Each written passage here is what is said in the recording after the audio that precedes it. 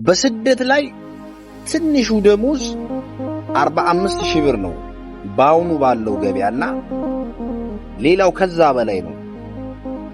ግን በጣም የሚገርመው ከ45,000 ብር ጀምሮ ከዛ በላይ የበላ አንድም ሰው ደስተኛ ሆኖ የሚናገር ሰው አላየሁም። የለም። በስደት ህይወቶች ውስጥ እስቲ ደስተኛ ነኝ ኑ ወደዚህ ስሩ ከዛ ይሻላል ከዛ ህይወት ምናምን ያላችሁ ሰው አይታችሁ ታውቃላችሁ? እኔንም ጨምሮ በጣም ደስተኛ እንዳልሆንን ሁሉ ጊዜ በቃ የሆነ የሚደብር ነገር ስሜት የሚሰማን በቃ ለምን ይመስላችኋል? ማለት እኔ በጣም ግራ ስለገባኝ ነው። አሁንም ደስተኛ አይደለሁም እኔ ለምሳሌ እና ብዙ ሰው ከታች ከሴቶች ጀምሮ ጠለብ ከሚሰጡት ከፍሬ አይዲ ከሚሰጡት ሁሉንም ስጠይቁ በቃ ደስተኛ አይደሉም። እኔ ከ200 በላይ በተለያዩ ስቴቶች ስሰራ ማለት ከ5 በላይ ስቴቶች ለመስራት ድሉን አግኝቼ ሞክሬያለሁ። እንደ አጅማን፣ ሻርጃ፣ ዱባይ፣ ራስ አል ኬማ የተለያዩ ቦታዎች ዞሬ የመስራት ድሉን አግኝቻለሁና በዚህ ኢማራት ውስጥ ግን የተለያዩ ዜግነት ያላቸው ህንዶች፣ ፓኪስታኖች፣ ከአፍሪካዎች ኡጋንዳ፣ ናይጄሪያ ምናምን ጋና የመሳሰሉትን አግኝቻለሁ። ኔፓሎች ምናምኖችን ለመጠየቅ ሞክሬያለሁ። በቃ በተለያዩ ስራ ዘርፍ ውስጥ ያሉት በሙያ ያሉ በቃ ብዙ ድራይቨሮች አሉ። እያንዳንዱን ነገሮች ለመጠየቅ በመሞከርኩ ሰዓት ሁሉም ከትንሹ 900 ብር ደሞዝ እስከ 4,000 ብር ያሉትን ሰዎች ስጠይቅ አንዳቸውም ደስተኛ አይደሉም።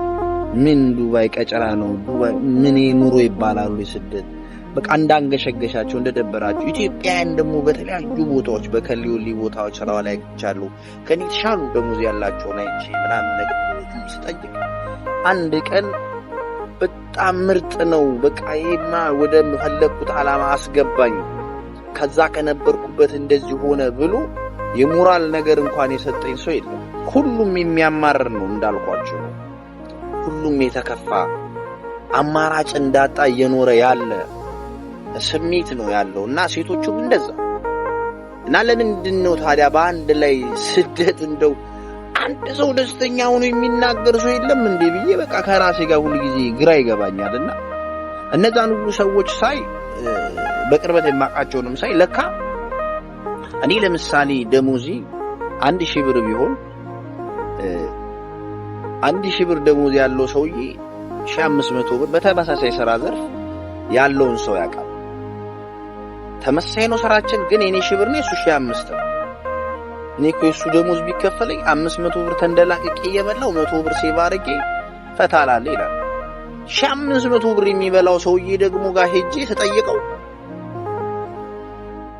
እሱ ደግሞ 2,000 ብር የሚበላ 1,800 ብር የሚበላ ሰው ያውቃል። እንደሱ እኮ 1,800 ብበላ እኮ ብሎ ያለውን የብር እሱ የሚያገኘው ብር መስሎ የማይታየው ሌላ የምናቃቸው ወደፊት የሰው የሚበሏቸውን በማየት እኛ ያለንበትን ደስታ በፍጹም እንዳናጣጣም ተደርገን በቃ በአይምሩ በቃ ምን ልበላችሁ 4,000 ብር እንኳን የሚበላው ሰውዬ ደስተኛ አይደለም። ለምን 5,000-6,000 ብር የሚበላ ሰው ያውቃል። የሆነ ጓደኛው እንደዛ እየበላ ነው በተመሳሳይ ፕሮፌሽን። ስለዚህ አሁን ደስተኛ ሊሆን አልቻለም እና ሁላችንም ደስታ አጣን። ለካ ደስታ ያጣ ነው ሰው የሚበሉትን ደሞዞች እኛ ለምን አልበላንም? ሰው እየሰራ ያለው በተመሳሳይ ነው። እሱም እንደዚህ የተከፈለው እኔ ትንሽ ነው የሚከፈለው ምን ላድርገው? ከዚህ በዛ ላይ ደግሞ ስራ አይገኝም፣ በዛ ላይ እንደዚህ ሙሉ እንትን አለ። የተለያዩ ምክንያቶች በመደርደር ብቻ ደስታዎችን አጣን። ያጣን ቢመስልን ራሱ ብናቅም ለማስተካከል ብንጥርም እንኳን ደስታን ማግኘት አንችልም። እና አላቅም የብሩን በረከት ግራ አጋቢ ነው።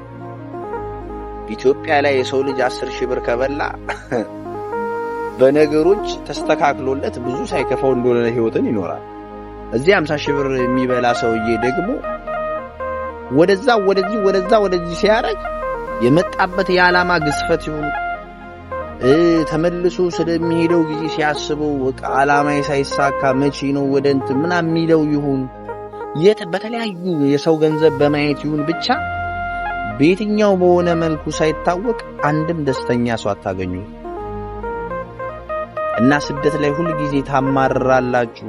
ሁሌ በጣም ስደት ላይ ያለ ሰው ሁሉ ጊዜ ሰው እንዳይመጣ ይፈልጋል። ሁሉ ጊዜ እንደዚህ ነው ለምትሉ ሰዎች ደስተኛ ሰው እናንተም ብትመጡ ነገ ደስተኛ አይደላችሁ። ደስተኛ መሆንም አትችሉ።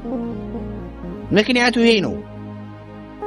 ምንም የተለየ ምክንያት የለውም። ማለት ግራ አጋቢ ነው ምክንያቱ።